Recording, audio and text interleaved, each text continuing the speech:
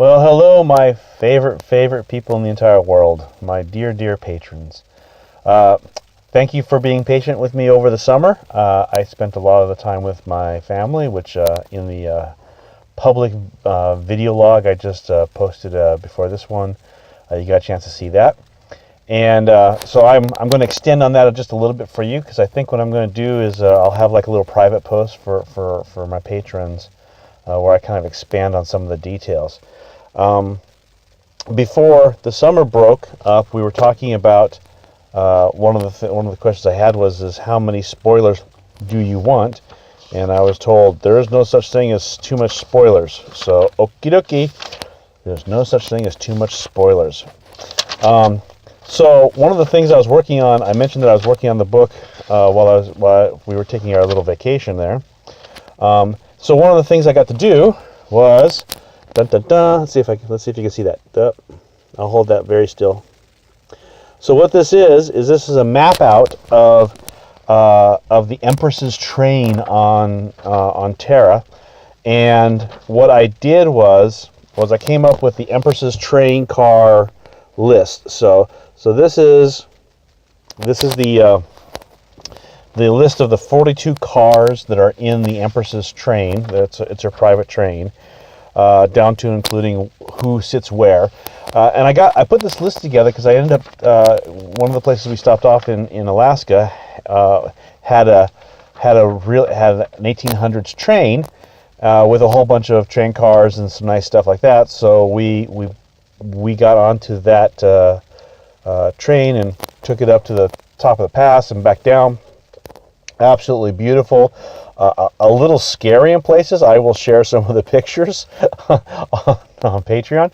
And but one of the things I did was I got up and I walked through the train, end to end, on the car to see how long it took me as a neophyte to actually maneuver down the train as it was moving, because it's rocking back and forth and ka-tunk, right? And then I also timed every time one of the conductors or one of the other train tour people came through. I timed how long it took for them to get end to end. So they actually, without being rushed, somehow they managed to maneuver between all of the passengers and everything like that, and come in the front door of the train, traverse the 55 feet or so it was for the whole car length, and go out the back door. They did that in roughly 15 seconds, and that was kind of amazing because that was pretty much the average. I mean, like, some of them did a little bit faster, but 15 seconds was right. 12 seconds, 15 seconds. And for me, when I did it, it took me just a little over 25 seconds. So given all that, I now that gave me the details I needed to actually work out the very proper timeline for the murder on the Empress's Express. So that is a major theme in the upcoming Endless Horizon Saga book, because there's a murder on the Empress's train, and Janali is forced to apply science to it. So and how long it takes to get from one end of the train to the other end is actually something immensely critical in the actual resolution of the case. So that's actually worked out really good. I was really excited to get some of that, and I got some beautiful pictures of some older cars, and I loved the fact that I made up some stuff, and after talking to some people, it turns out that the stuff that I made up, some of it actually existed. So hooray for me. I was really excited by the fact that some of my ideas of, like, well, what would you, if you had a train that had to go through ice and snow and stuff like that, what would it need and where would it go? So that was all really interesting, and also I loved the pictures of the old trail. So like the train replaced or went up a trail that the Alaskan gold prospectors were using to get up into the backwaters of Alaska during the Alaskan Gold Rush. Before the train was put in, there was a trail that they used, and so like people would walk this trail in the dead of winter or in summer, leading like 2 or 3 horses or pack animals like maybe a donkey, or just carrying the stuff themselves. And it was, to think that a miner by himself carried up almost half a ton of materials back and forth, did this pass like maybe 3 or 4 times to get all the materials from the port all the way back into wherever their claim was, is incredible. And the train followed that trail, and I got some pictures. And when they say trail, it's like just wide enough for a foot. And I'm not joking. I have no idea how horses managed to stay. I mean, like, it was obviously single file, and it was traversed so much that the trail, even almost 100 years later, the trail is still there, still immensely clear. You can easily see it, and it's just packed down so firm, with the rocks and the rubble that fell onto it.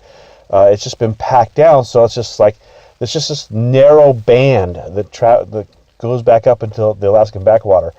And it was pretty amazing to go do that, and it gave me a lot of insights into kind of the 1800s lifestyle, the 1800s technology availability.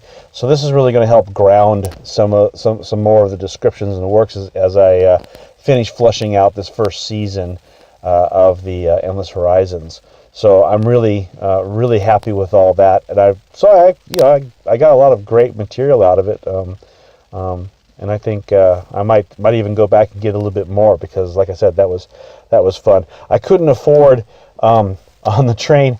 One of the excursions that was available was the same general thing, where like you get on the train, you go up the pass and do this thing, except you get to travel in a first class lounge car. So they have a fully restored, like a railroad baron-esque bar car that you can get onto, where the waiters and stuff like that are dressed like they do in the 1800s, and where you get served food and drinks in a smoking lounge type car that is a fully restored, kind of a vintage thing. So I really wanted to do that, but let's just face it, that was really expensive. I forget how much it was, but I paid $84 for myself to go on the train trip, and I think it was like $300-400 or something. It was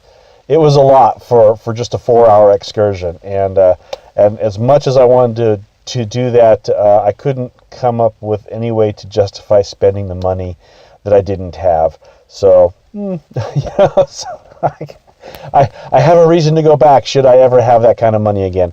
But that's something I do want to do. What else is going on? As you probably saw in the other video, my house repairs are finished, so I will continue to have a roof over my head. I will remain dry and warm this winter, so that's all, that's a good thing. And I am working on the books again, so extremely happy. And I guess, the other thing is that you will see some more stuff coming out shortly from Azure Fire Publishing, which is where I'm moving all my book publishing over to that, which is really going to be very helpful to me, because we actually have a staff, and that means that some of the stuff that I have been doing for myself personally, I can kind of offload that, and it means that I will get, even though I'm working some for Azure Fire and doing fundraising for that charitable work, and I'm also working with the children on the writing challenges, that's actually going to be fun.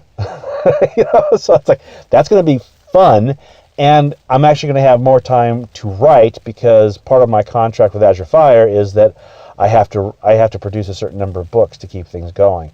So that's actually going to be very excellent, because it means I have less of the drudge work to do myself personally, and I'm replacing a whole bunch of drudge work with a little bit of fun and kind of socializing work, and then writing time.